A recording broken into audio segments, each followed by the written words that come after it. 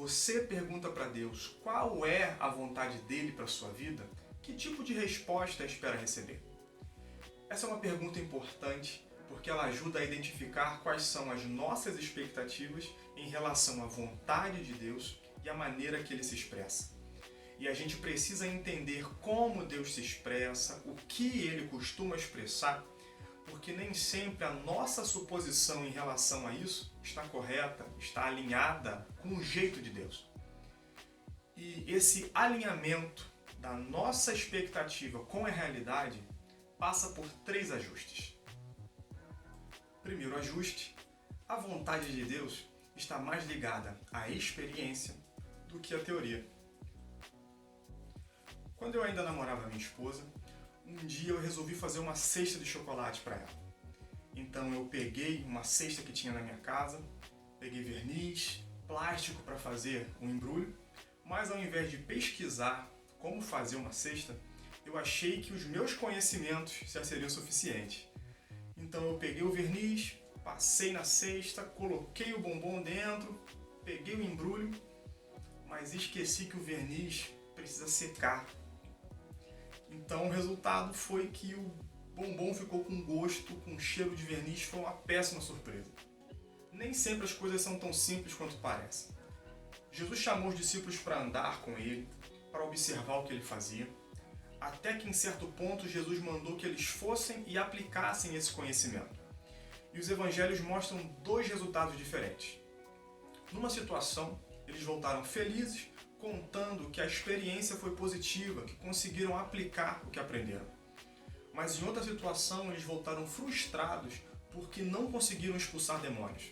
E foram perguntar para Jesus o que aconteceu, e Jesus, baseado na experiência ruim que eles tiveram, ensinou qual era a situação correta, qual era o procedimento a ser adotado naquela situação. Segundo ajuste, a vontade de Deus está mais ligada a conhecer a Deus do que decifrar o futuro. Em Jeremias 29:11, Deus diz que tem bons planos a respeito do seu povo. Em Isaías 55, Deus fala que os planos e os projetos dele são muito maiores do que os nossos. E quando Deus destaca essa diferença entre os nossos planos e os planos dele, ele não está querendo impor uma barreira, mas eu encaro isso mais como um incentivo a gente abandonar a nossa visão de agora para abraçar a visão dele. Porque, voltando a Jeremias 29, no versículo 13, Deus fala: vocês vão me buscar e vão me encontrar quando vocês me buscarem com todo o coração. Quando a gente busca a Deus de todo o coração, a gente conhece a Deus também por completo. Então, ao invés da gente tentar adivinhar o futuro, a gente precisa se aproximar mais do Deus que garante que o nosso futuro vai ser muito superior a qualquer pensamento nosso, por mais otimista que seja. Terceiro ajuste, a vontade de Deus está mais ligada a algo a ser feito do que algo a ser compreendido. Quando Jesus ensinou os discípulos a orar, ele disse: seja feita a tua vontade, assim na terra como no céu. O destaque está na ação e não na compreensão. Porque mesmo que a gente não entenda os motivos de Deus, sempre tem alguma coisa que a gente pode fazer a respeito disso. E na ausência de uma rota ou de um itinerário, cabe a nós a iniciativa de sair da posição em que estamos e confiar em Deus, como Abraão fez e está registrado em Hebreus 11. Abraão, pela fé, andou com Deus.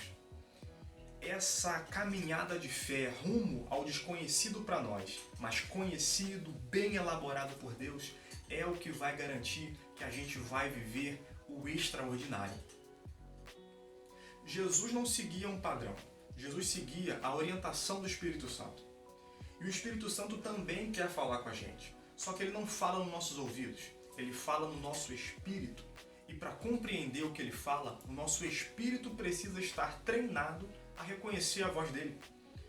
É como se a gente fosse aprender um idioma novo. No início, quando a gente não tem a menor noção de nada daquele idioma, nenhuma palavra faz sentido.